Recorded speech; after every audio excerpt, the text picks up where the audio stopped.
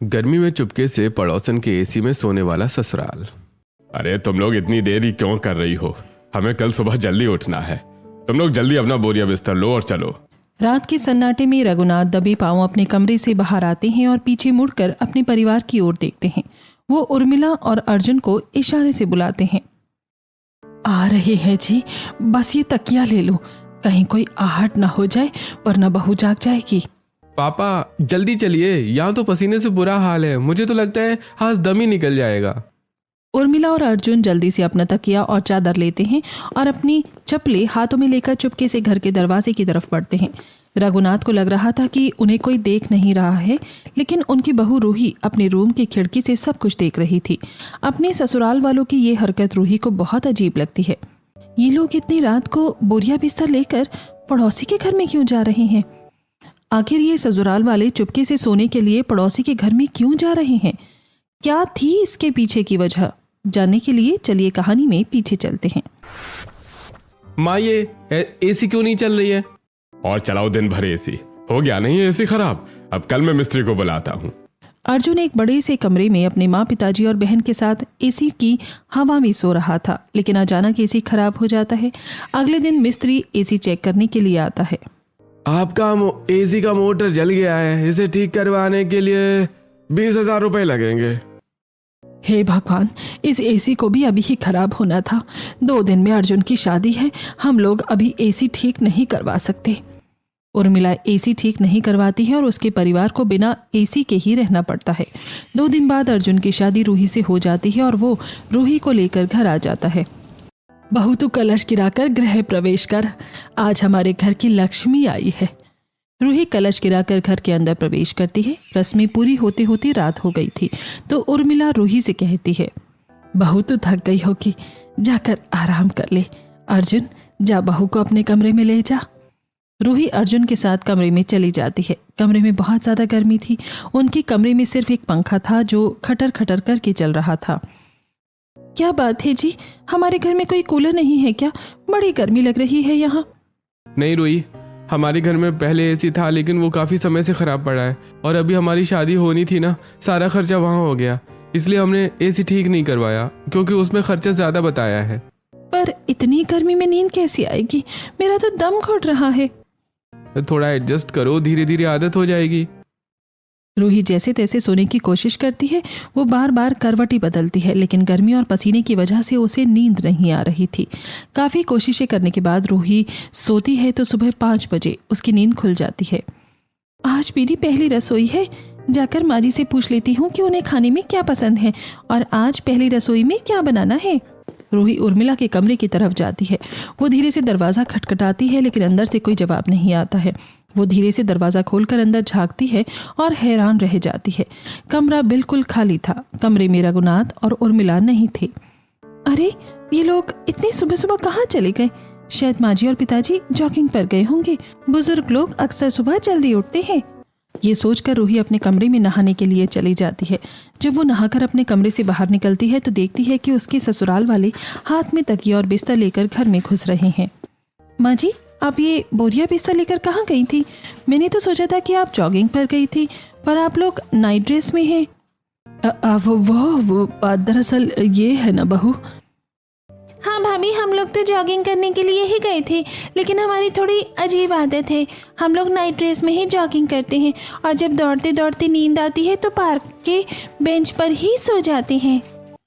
हाँ बहू, ताज़ी हवा में नींद बहुत अच्छी आती है, इसलिए हम बिस्तर साथ ले जाते हैं।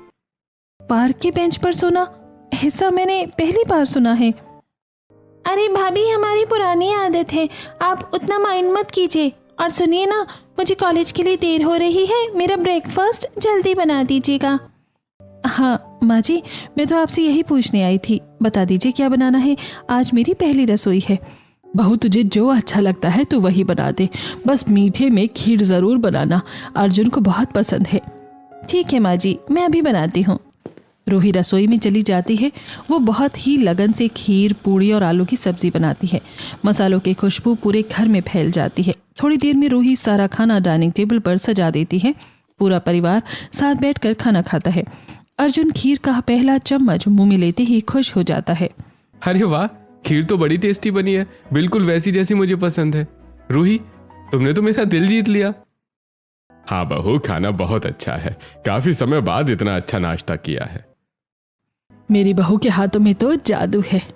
नाश्ता करने के बाद सब अपने अपने काम पर चले जाते हैं। रूही पूरे दिन घर के काम करती है। वो सफाई करती है, कपड़े धोती है और थोड़ी देर आराम करने के बाद रात के खाने की तैयारी करती है। आज रात के डिनर में मैं सबके लिए बिरयानी बनाती हूँ, सब खुश हो जाएंगे। वो रसोई में बिरयानी बनाने लगती है, लेकिन बिरयानी बनाने में काफ़ी वक्त लग जाता है। रात के 11:30 बज चुके थे, लेकिन खाना अभी तक नहीं बना था। रघुनाथ हॉल में बार बार चक्कर लगा रहे थे। अरे क्या बहू, अभी तक खाना नहीं बना? क्या बना रही है ऐसा 56 भोग? ससुर जी, बस थोड़ा सा वक्त और, मैं आज बिरयानी बना रही हूँ। मैंने सोचा कि आप लोगों को कुछ अलग खिलाती हूँ और मुझे बिरयानी काफ़ी अच्छी बनानी आती है, इसीलिए थोड़ा वक्त लग गया। क्या जरूरत थी बहू अभी ये सब तामझाम करने की? ये सुबह बना लेती। अब पता नहीं तू कब खाना परोसेगी और कब हम लोग सोने के लिए जाएंगे। रघुनाथ सोने जाने की हड़बड़ी में काफ़ी गुस्सा करने लगता है। अर्जुन अपने पिता के पास आता है और उनके कंधे पर हाथ रखता है। पापा कोई बात नहीं, अब बिरयानी बन रही है तो खा लेंगे, आप शांत हो जाइए। अपने ससुर को सोने के लिए इतना परेशान देखकर रूही को बड़ा अजीब लगता है। पिताजी, आपको सोने की इतनी जल्दी क्यों है?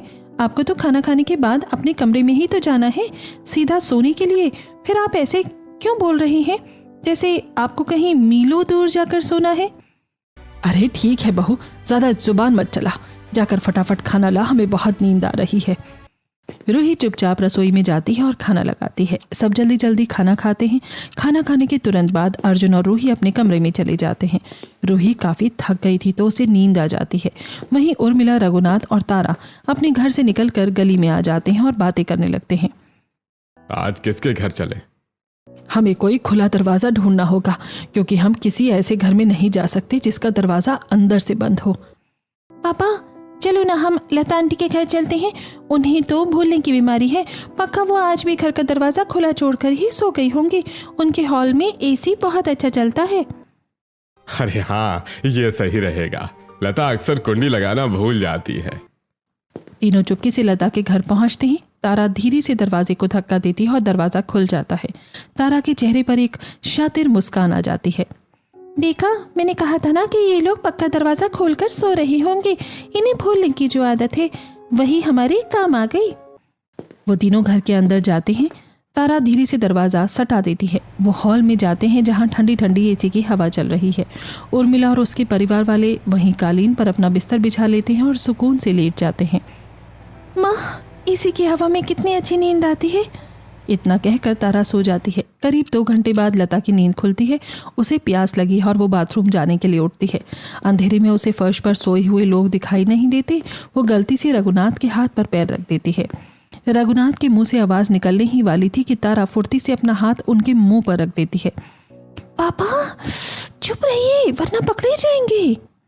लता नींद में बड़बड़ाते हुए बाथरूम चली जाती है। उसके जाते ही रघुनाथ कहने लगता है, अरे मर गए रे, अरे बड़ी जोरों की लग गई, अरे हड्डी टूट गई मेरी हाथ की। अरे इस औरत को भी अभी प्यास लगनी थी। पिताजी आप ऐसा करो, बीच में सो जाओ, मैं साइड में सो जाती हूँ ताकि दोबारा कोई ऊपर न चढ़ जाए।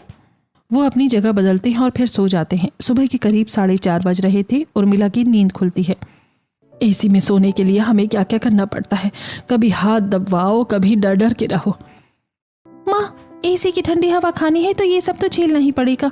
आप चुपचाप सो जाओ, आधा घंटा और है। एक तरफ जहाँ उर्मिला, रघुनाथ और तारा मजे से सो रहे थे, वहीं दूसरी तरफ अपने घर में अर्जुन की नींद खुल जाती है। उसे भयंकर गर्मी लग रही है और उसका पूरा बदन पसीने से भीग चुका है। वो बिस्तर पर उठकर बैठ जाता है और खुद को हवा करने लगता है। यार, माँ, पिताजी और तारा तो वहाँ आराम से एसी में सो रहे होंगे और मैं यहाँ इस भट्टी जैसे कमरे में पगला रहा हूँ। काश मैं रूही को सब सच बता पाता, पर उसकी नज़रों में परिवार की इज्जत गिर जाएगी। गर्मी में परेशान होकर अर्जुन कमरे में यहाँ वहाँ टहलने लगता है। उसकी आहट से रूही की नींद खुल जाती है। क्या हुआ अर्जुन जी, आप इतनी रात को जाग क्यों रहे हैं? तबीयत तो ठीक है ना? हाँ हाँ, सब ठीक है, बस वो नींद नहीं आ रही थी गर्मी की वजह से। उमस बहुत है ना आज। वाकई गर्मी तो बहुत है, पर आप सो जाइए, सुबह काम पर भी जाना है। अरे तुम सो जाओ रूही, मैं बस थोड़ी देर में सो जाऊंगा। अगले दिन सुबह ठीक 5 बजने वाले हैं। रघुनाथ, उर्मिला और तारा लता के घर से चुपके चुपके निकलने की कोशिश करते हैं।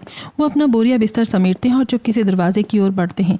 रघुनाथ दरवाज़ा खोलने के लिए कुंडी पर हाथ रखता है, लेकिन हड़बड़ाहट में कुंडी जोर से टकरा जाती है और कड़ की आवाज़ होती है। अरे कौन है वहाँ? लता की आवाज़ सुनकर तीनों के पसीने छूट जाते हैं। लता कमरे से बाहर आने लगती है। तभी तारा को अचानक एक आइडिया आता है। वो पीछे मुड़कर बिल्ली की तरह आवाज़ निकालने लगती है। म्याऊ, म्याऊ, म्याऊ। लता अपनी जगह रुक जाती है और बुदबुदाती है। अरे ये बिल्ली भी ना रात भर उधम मचाती रहती है। मौका मिलते ही तीनों बाहर गली में भाग जाते हैं। वो अपने घर पहुंचकर ऐसे चैन की सांस लेते हैं जैसे कोई बहुत बड़ी जंग जीत ली हो। घर के अंदर घुसते ही वो सीधे अपने अपने कमरों में जाते हैं। आज तो बाल बाल बचे। उस लता की नींद तो बार बार खुल जाती है। हाँ, आज से सावधान रहना होगा। अब थोड़ी देर सो लेते हैं। रघुनाथ की बात सुनकर उर्मिला सो जाती है। ऐसे ही दिन गुजरते हैं। रघुनाथ, उर्मिला और तारा के साथ कभी एक पड़ोसी तो कभी दूसरे पड़ोसी के घर में चुपके से सोने के लिए चले जाते थे। एक रात, सुनो, आज हम मनोज के घर जाएंगे। वहाँ 2 टन का नया एसी लगा है। हवा इतनी ठंडी है कि कंबल ओढ़ना पड़ेगा। पर मनोज का घर तो नया है। उसने बालकनी में लोहे की जाली लगवाई होगी ना? उसकी बालकनी की ऊंचाई कम है। हम पीछे की तरफ से कूद कर जा सकते हैं। और मुझे पता है कि उसकी बालकनी के कांच वाले दरवाजे की कुंडी खराब है। थोड़ा सा जोर लगाने पर वो खुल जाती है। वाह पापा, आपकी जासूसी तो कमाल की है। चलिए फिर आज मनोज भैया के घर की एसी के मजे लेते हैं। रात के 1:30 बजते ही तीनों अपने मिशन पर निकल पड़ते हैं। वो मनोज के घर के पीछे वाली गली में पहुंचते हैं। रघुनाथ पहले बालकनी पर चढ़ता है, फिर तारा। लेकिन जब उर्मिला चढ़ने की कोशिश करती है तो उसका पैर फिसल जाता है और वो धड़ाम से जमीन पर गिरती है। हाय दैया, हाय रे मर गई मैं तो। हाय कमर टूट गई मेरी। माँ चुप हो जाओ, कोई जाग जाएगा तो हमारा बैंड बच जाएगा। जल्दी उठो और ऊपर आओ। बहुत जोर की लगी है, उठा भी नहीं जा रहा। अरे हिम्मत करो उर्मिला, बस थोड़ा सा और। उर्मिला किसी तरह लंगड़ाती हुई बालकनी के अंदर घुसती है। वो मनोज के कमरे में पहुंचते हैं। वहाँ एसी सच में बहुत ज़बरदस्त चल रहा था। वो लोग चुपके से बेड के नीचे वाली खाली जगह में जाकर अपना बिस्तर बिछा लेते हैं। रात भर वो मज़े से सोते हैं, लेकिन सुबह 5 बजे जब वो दबे पांव वापस निकल रहे होते हैं तो जल्दबाजी में बालकनी का कांच वाला दरवाज़ा लगाना भूल जाते हैं। आज तो बड़ी अच्छी नींद आई। जब मनोज की नींद खुलती है तो वो बालकनी में आता है और दरवाजे को खुला देखकर चौंक जाता है। अरे ये दरवाजा कैसे खुला? मुझे तो याद है मैंने दरवाजा ठीक से बंद किया था। कहीं कोई चोर तो नहीं आया था? वो अपना सामान चेक करता है पर सब कुछ सही सलामत मिलता है। वो बहुत उलझन में पड़ जाता है। वहीं दूसरी तरफ रघुनाथ और उनके घर वाले अपने घर पहुंचने ही वाले थे कि रास्ते में रतन उन्हें देख लेता है। रतन दूध लेने के लिए निकला था। अरे रघुनाथ जी, आप तीनों इस वक्त यहाँ पे? ये और बोरिया बिस्तर कहाँ लेकर घूम रहे हैं आप लोग? वो अरे रतन भाई, हम लोग सुबह की सैर पर निकले थे। सैर पर? और ये बोरिया बिस्तर लेकर? ये कैसी मॉर्निंग वॉक है भाई? अरे अंकल, ये नई तरह की मॉर्निंग वॉक है। हमें तो ऐसे ही करना पसंद है। हम लोग जब थक जाते हैं तो कहीं भी बेंच पर सो जाते हैं। रतन को ये बात बहुत अजीब लगती है। वो अपना सिर खुजलाते हुए आगे बढ़ जाता है।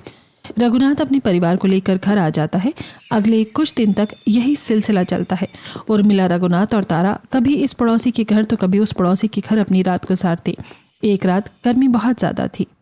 अरे सुनो, आज हम विमला के घर जाएंगे। उसके पति शहर से बाहर गए हैं और वो अकेली है। वो अपने बेडरूम में सोती है, लेकिन हॉल में उसने नया इन्वर्टर एसी लगवाया है जो बिजली कटने पर भी चलता है।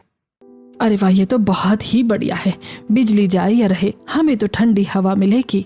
और विमला आंटी तो रात को गहरी नींद में सोती हैं। उन्हें तो बम फटने की भी आवाज नहीं आती। रात के करीब 2 बजे तीनों अपना तामझाम लेकर विमला के घर चले जाते हैं।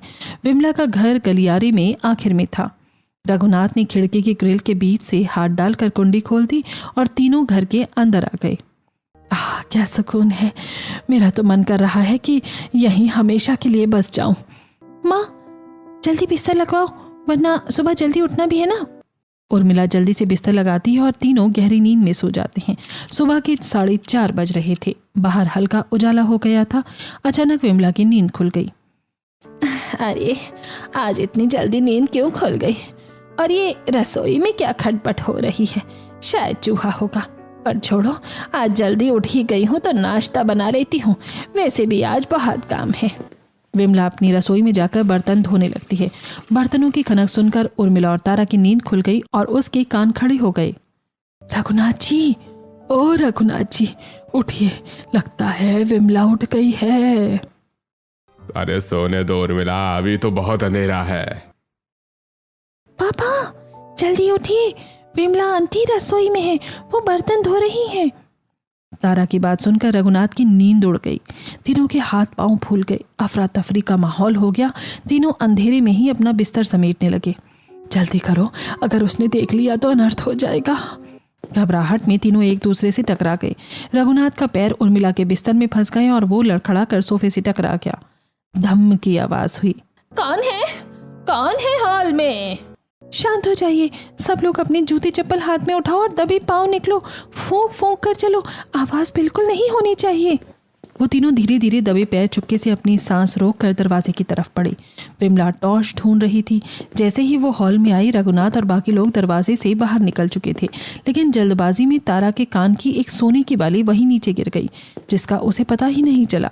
विमला ने हॉल की लाइट जलाई।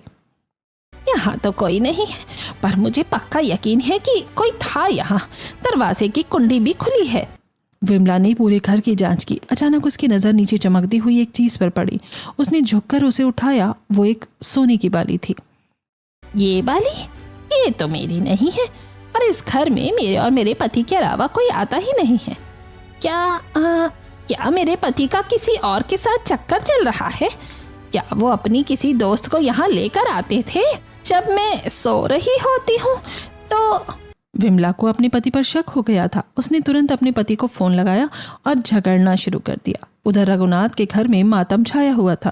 माँ, मेरी बाली नहीं मिल रही, शायद कहीं गिर गई। मैंने कहा था ना कि ये सब जोखिम भरा है। अब अगर विमला को पता चल गया कि ये तुम्हारी बाली है तो वो हमें कच्चा चबा जाएगी। अरे अब जो हो गया सो हो गया, कुछ दिन शांत बैठो। अगले दिन शाम को मोहल्ले के चौराहे पर लोग जमा थे। मनोज, रतन और विमला आपस में बातें कर रहे थे। सभी को शक था कि रोज रात को कोई उनके घर में घुसता है। भाइयों, मुझे लगता है कि मेरे घर में कोई रोज रात को आता है। सुबह दरवाजा खुला मिलता है और सोफे की कुशन हटी हुई होती है। हाँ मनोज, तुम सही कह रहे हो। मेरे घर में भी कोई आया था। मुझे तो एक बाली भी मिली है। मैंने पूछताछ किया तो मुझे पता चला कि ऐसी बाली उर्मिला की बेटी तारा पहनती है। सच कहूं तो मुझे रघुनाथ और उसके घर वालों पर पूरा शक है। मैंने कई बार उन्हें आधी रात को बोरिया बिस्तर लेकर गलियों में घूमते देखा है। क्या? बोरिया बिस्तर लेकर? सभी बात कर रहे थे। तभी वहां से गुजरते हुए कावेरी उनकी बातें सुनकर कहती है, मैं जानती हूँ सच क्या है। मैं अपने पति के साथ परसों रात ऑफिस से लौट रही थी तो हमने खुद अपनी आंखों से देखा था कि रघुनाथ जी और उर्मिला जी अपनी बेटी के साथ पड़ोसी के घर की खिड़की से कूद रहे थे। मुझे लगता है वो एसी में सोने के लिए जाते हैं, क्योंकि किसी की कोई चीज़ चोरी नहीं हुई है। अरे, कोई एसी की हवा खाने के लिए इतना नीचे कैसे गिर सकता है? हमें पुलिस में शिकायत करनी होगी। हम ऐसा नहीं कर सकते, हमारे पास कोई ठोस सबूत नहीं है। अरे कल से हम सब अपने दरवाजे और खिड़कियां डबल लॉक करके सोएंगे, फिर देखते हैं ये लोग कहाँ जाते हैं। उस रात जब उर्मिला और रघुनाथ बाहर निकली तो उन्हें हर घर का दरवाजा मजबूती से बंद मिला। वो हैरान रह गए। ये क्या, आज तो लता का दरवाजा भी बंद है, मनोज की खिड़की पर भी ताला लगा है। अब हम कहाँ जाएंगे? लगता है सबको पता चल गया है। आज हमें घर की गर्मी में ही तड़पना पड़ेगा। उस रात पूरा परिवार सो नहीं पाया। अगले दिन तारा ने एक नया मास्टर प्लान बनाया। माँ, पिताजी, मेरे पास एक जबरदस्त आइडिया है। अब हम सीधे अंदर नहीं घुसेंगे। हम में से एक सदस्य शाम को ही किसी बहाने पड़ोसी के घर जाएगा और चुपके से स्टोर रूम या अलमारी के पीछे छिप जाएगा। रात को जब वो सब सो जाएंगे तो वो अंदर से हमारे लिए दरवाजा खोल देगा। वाह बेटी, तू तो बहुत तेज निकली। ये प्लान पक्का काम करेगा। अगले दिन शाम को उर्मिला और रूही बाजार गई थी। वहां औरतों ने उर्मिला को देखकर कानाफूसी शुरू कर दी। उनकी बातें रूही के कान में भी जा रही थी। देखो, ये वही है ना जो रोज रात दूसरों के घर में घुसती है। बेचारी बहू, पता नहीं क्या सोचकर इसके माँ बाप ने इसकी शादी इतने अजीब घर में की है। माँ जी, ये लोग क्या बातें कर रही हैं? ये लोग आपकी तरफ इशारा करके हंस क्यों रहे हैं? क्या आप मुझसे कुछ छुपा रही हैं? अरे कुछ नहीं बहू, ये लोग पागल हैं। तू सब्जी पर ध्यान दे, फालतू बातों पर नहीं। कुछ तो गड़बड़ है, मैं पता लगा कर रहूंगी। कभी माँ पिताजी तो कभी तारा अचानक आधी रात को गायब कहाँ हो जाते हैं। आज रात तो मैं ये बात पता लगा ही लूंगी। रूही का शक अब यकीन में बदलने लगा था। रूही उर्मिला बाजार से घर जाते हैं। रूही रात में जल्दी खाना बना देती है, फिर उर्मिला के पास जाती है। माँ जी, आज मैंने खाना जल्दी बना दिया है, चलिए सब खा लेते हैं। ठीक है बहू। और तारा, तू जरा विमला के घर जाकर ये आम दे आ। जी माँ, मैं अभी जाती हूँ। तारा विमला के घर जाती है। विमला रसोई में काम कर रही थी। विमला आंटी, मैंने आपके लिए हमारे गांव के ताजे आम भेजे हैं। अरे वाह, ये तो बहुत अच्छे हैं। रुको, मैं तुम्हारे लिए आम की मीठी चटनी लेकर आती हूँ। मैंने आज ही बनाई है। जैसे ही विमला रसोई में जाती है, तारा मौका पाकर खुद को सोफे के पीछे वाले बड़े पर्दे के पीछे छिपा लेती है। विमला बाहर आती है तो उसे तारा वहां कहीं दिखाई नहीं देती। अरे ये लड़की कहाँ गई? शायद जल्दी में थी, चली गई होगी। रात के 1 बजे उर्मिला, रघुनाथ और अर्जुन दबे पैर अपने घर से निकल रहे थे। अरे तुम लोग इतनी देरी क्यों कर रही हो?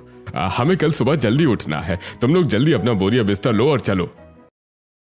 आ रहे हैं जी, बस ये तकिया ले लूं, कहीं कोई आहट ना हो जाए वरना बहू जाग जाएगी। रघुनाथ की बात मानकर उर्मिला और अर्जुन दोनों जल्दी जल्दी रघुनाथ के पीछे जाते हैं। तीनों बिना आवाज किए घर से निकल जाते हैं और पड़ोसन विमला के घर की तरफ जाते हैं। रूही खिड़की से ये सब देख रही थी। ये लोग इतनी रात को बोरिया बिस्तर लेकर पड़ोसी के घर में क्यों जा रहे हैं? विमला के घर में तारा पहले से ही मौजूद थी। वो धीरे से विमला के घर का दरवाजा खोलती है और सभी उसके पीछे चुपके से विमला के एसी वाले कमरे में चले जाते हैं। वहीं अपने ससुराल वालों की ये हरकत देखकर रूही के होश उड़ गए थे। इन लोगों के होश तो मैं सुबह ठिकाने पर लगाऊंगी। उसे पूरी रात नींद नहीं आती और वो हॉल के सोफे में बैठकर सुबह अपने ससुराल वालों के घर के अंदर आने का इंतजार करती है। सुबह जब उसके ससुराल वाले घर आते हैं तब तो ये है आप लोगों की असलियत, रात के अंधेरे में पड़ोसियों के घर में घुसना। नहीं बहू, वो बात दरअसल ऐसी है कि हमें गर्मी में नींद नहीं आती है और उनके यहाँ एसी चल रहा होता है। क्या सिर्फ एसी की हवा खाने के लिए आप लोग अपनी इज्जत दांव पर लगा रहे हैं? अगर कल को पुलिस आपको पकड़ लेती तो क्या होगा? पूरे मोहल्ले में हमारा सिर झुक जाएगा। बहू, हमें हाई ब्लड प्रेशर है, गर्मी में हमारी तबीयत बिगड़ जाती है। अर्जुन भी इसीलिए साथ जाता है ताकि हमें कुछ हो न जाए। अर्जुन जी, आप तो पढ़े लिखे हैं, आप इन्हें समझाने की बजाय इनका साथ दे रहे हैं। रूही, तुम ओवर रिएक्ट कर रही हो। मेरे माता पिता की सेहत से बढ़कर कुछ नहीं है। अगर वो 2 घंटे शांति से सो लेते हैं तो इसमें क्या बुराई है? बुराई ये है कि ये गैर कानूनी है। आज से मैं इस घर में खाना नहीं बनाऊंगी जब तक आप लोग ये सब बंद नहीं करते। भाभी, आप बेकार में सीन क्रिएट कर रही हैं। अगर आपको खाना नहीं बनाना तो मत बनाइए, हम बाहर से ऑर्डर कर लेंगे। अर्जुन ऑनलाइन खाना ऑर्डर करता है और सभी खाना खा लेते हैं। सुबह के झगड़े की वजह से घर का माहौल थोड़ा खराब हो गया था, इसीलिए तारा, भाभी आप गुस्सा छोड़िए, चलिए हम मॉल चलते हैं, थोड़ा आपका मूड ठीक हो जाएगा। रूही तारा के साथ शॉपिंग मॉल आ जाती है, लेकिन काफी देर से रूही और तारा मॉल में भटक रही थी, जिससे परेशान होकर रूही, तारा तुम कोई कपड़े देख क्यों नहीं रही हो? हम यहाँ आधा घंटा सिर्फ टहल ही रहे हैं। भाभी, मुझे कुछ लेना ही नहीं था, मुझे घर पर बहुत गर्मी लग रही थी, इसलिए मैंने सोचा मॉल के एसी में थोड़ी देर बैठ लेते हैं। तुम लोग सच में पागल हो चुके हो। अब मैं समझी कि मोहल्ले वाले क्यों हंस रहे थे। रूही को अपने ससुराल वालों की गर्मी में चुपके से पड़ोसन के एसी में सोने की आदत बड़ी अजीब लगती है। रूही और तारा घर आते हैं। माँ जी, अगर आप लोग नहीं सुधरे तो मैं अपने मायके चली जाऊंगी। तुझे जाना है तो जा, हमें अपनी नींद प्यारी है। रूही को लगा था कि ये मायके की धमकी सुनकर उसके ससुराल वाले मान जाएंगे, लेकिन उन्होंने उसकी बात नहीं मानी। मोहल्ले के लोग अब काफ़ी सतर्क हो गए थे। वो अपने घर के खिड़की दरवाजे को अच्छे से बंद करते हैं ताकि उनके पड़ोसी चुपके से उनके घर में सोने के लिए ना आ जाए, जिस वजह से उर्मिला और उसके परिवार को गर्मी में सोना पड़ता है। बहू, अब तो तेरे कलेजे को ठंडक मिल गई होगी। अब हमें भी सड़ी गर्मी में सोना पड़ रहा है। उर्मिला की बात सुनकर रूही को बहुत बुरा लगता है, लेकिन वो कुछ कहती नहीं है। ऐसे ही दिन गुजरते हैं। मोहल्ले में एक नया कपल रहने आया था, युवराज और पूनम।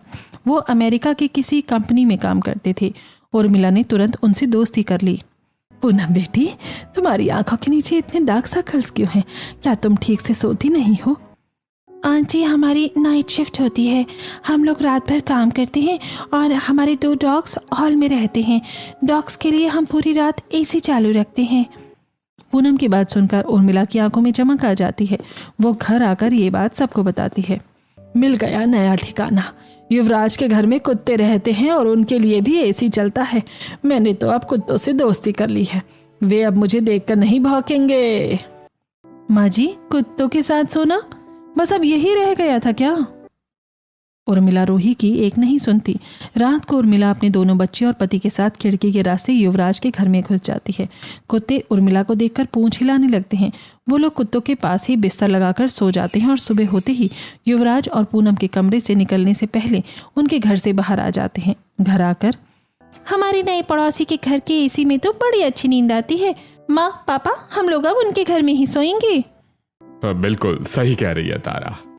अब रघुनाथ अपने परिवार के साथ हर दिन युवराज और पूनम के घर में चुपके से जाकर सोने लगे थे। ऐसे ही दिन गुजरते हैं। एक दिन जब रघुनाथ, उर्मिला और उसके दोनों बच्चे कुत्तों के साथ सो रहे थे, तब अचानक एक कुत्ता उर्मिला का चेहरा चाटने लगा। अरे हट यहाँ से, सोने दे मुझे। तभी गलती से कुत्ते ने उर्मिला के हाथ पर काट लिया। उर्मिला चिल्लाने ही वाली थी कि रघुनाथ ने उसका मुंह बंद कर दिया। चुप, वरना वो लोग बाहर आ जाएंगे। पापा, कुत्ते ने मम्मी को काट लिया है, अब क्या करें? अरे कोई बात नहीं, पालतू कुत्ता है, इंजेक्शन लगे होंगे, अब यहीं लेटे रहो। वो लोग दर्द बर्दाश्त करके वहीं लेटे रहे। युवराज और पूनम अपने कमरे में बैठे लैपटॉप पर काम कर रहे थे। तभी युवराज के फोन पर मोशन डिटेक्शन का अलर्ट आया। उसने जैसे ही कैमरा फीड खोला, उसके होश उड़ गए।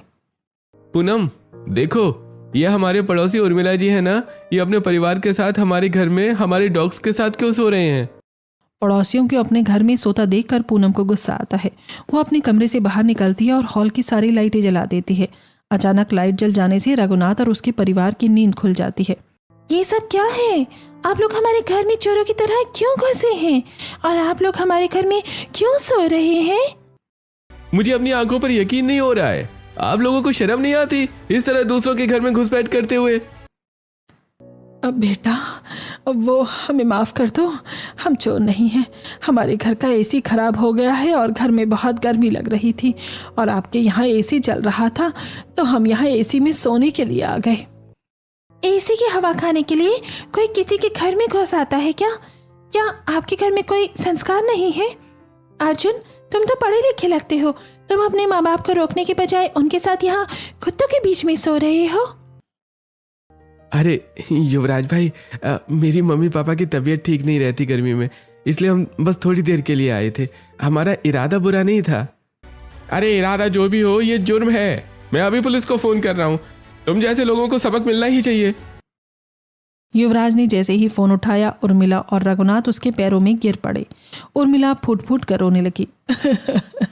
हमें माफ़ कर दीजिए, हमसे बहुत बड़ी गलती हो गई। युवराज के घर से चिल्लाने की आवाज़ें सुनकर रूही भी वहां आ जाती है। पूनम जी, प्लीज़ पुलिस को फ़ोन मत कीजिए। मैं आपके आगे हाथ जोड़कर माफ़ी मांगती हूँ। इनकी इस हरकत से मुझे जितनी शर्मिंदगी हो रही है मैं बता नहीं सकती। बस एक आखिरी मौका दे दीजिए। रूही, तुम्हारा चेहरा देखकर मैं नहीं छोड़ रही हूँ, वरना आज रात ये लोग जेल की सलाखों के पीछे होते। दोबारा कभी मेरे घर के आसपास भी मत दिखना। रघुनाथ और उर्मिला अपना बोरिया बिस्तर उठाकर सिर झुकाए युवराज के घर से बाहर निकल जाते हैं। मोहल्ले के कुछ और लोग भी जाग गए थे और अपनी बालकनी से ये सब तमाशा देख रहे थे। घर पहुंचने के बाद, अब तो खुश हैं आप लोग। पूरे मोहल्ले के सामने हमारी नाक कट गई है। पुलिस के पास जाना ही बाकी था ना, वो भी आज हो ही जाता। बहू, हमें माफ़ कर दो। हमें सच में अपनी गलती का एहसास हो गया है। आज जो जिल्लत हमने झेली है, उसके बाद अब हम कभी किसी के घर की तरफ आंख उठाकर भी नहीं देखेंगे। हाँ बहू, आज हमें समझ आया कि ठंडी हवा से ज्यादा कीमती इंसान की इज्जत होती है। हम अब कभी ऐसा नहीं करेंगे। उर्मिला और उसके परिवार ने चुपके से पड़ोसन के घर के एसी में सोने की आदत छोड़ दी थी। उर्मिला और रघुनाथ गर्मी में पसीने से तरबतर होकर रातें काटते। रूही उन्हें इस तरह गर्मी में बेहाल देखकर परेशान हो जाती है। एक दिन, माँ जी, पिताजी सुनिए, मेरी शादी में मेरे मायके वालों ने मुझे कुछ पैसे दिए थे जो मैंने अपनी बचत के तौर पर रखे थे। हम उन पैसों से एक नया एसी खरीदेंगे। मैं डाउन पेमेंट कर दूंगी और बाकी की रकम हम EMI पर चुका देंगे। कम से कम आप लोग चैन की नींद तो सो पाएंगे। ये सुनते ही उर्मिला और तारा की आंखों में चमक आ गई। उर्मिला ने दौड़कर रूही को गले लगा लिया। बहू, तू तो सच में साक्षात लक्ष्मी है। हमने तुझे इतना बुरा भला कहा, फिर भी तू हमारे बारे में सोच रही है। एसी खरीदने के लिए पूरा परिवार एक बड़े से शोरूम में जाता है। शोरूम पहुंचते ही तारा की खुशी का ठिकाना नहीं रहा। वो एक एक एसी के सामने जाकर खड़ी हो जाती है और उसकी हवा महसूस करने लगती है। वाह भाभी, इस वाले एसी की हवा तो बिल्कुल वैसी ही है जैसी मनोज भैया के घर में थी। क्या हम थोड़ी देर यहीं रुक सकते हैं? तारा, फिर वही आदत। हम यहाँ एसी खरीदने आए हैं, मुफ्त की हवा खाने नहीं। जल्दी से एक मॉडल पसंद करो। हाँ, ये वाला ठीक लग रहा है। इसकी कूलिंग बहुत फास्ट है। रूही एसी खरीदकर अपने ससुराल वालों के साथ घर आ जाती है। शाम तक घर में एसी लग जाता है। जैसे ही मिस्त्री एसी चालू करता है, पूरे कमरे में ठंडी हवा फैल जाती है। एसी की ठंडी हवा में उर्मिला अपनी आंखें बंद कर लेती है और गहरी सांस लेकर कहती है, अब आई ना जान में जान।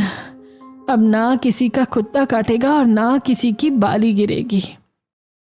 और ना ही अब हमें किसी के घर में चोरों की तरह घुसना पड़ेगा। रूही, तुम्हारा बहुत बहुत शुक्रिया। तुमने इस परिवार की इज्जत भी बचा ली और हमें गर्मी से बचा लिया। इस तरह उर्मिला और उसके परिवार की आदत हमेशा के लिए छूट गई। पूरा परिवार एक साथ हॉल में बैठता है और ठंडी हवा का मजा लेते हुए खुशी से हंसने लगते हैं।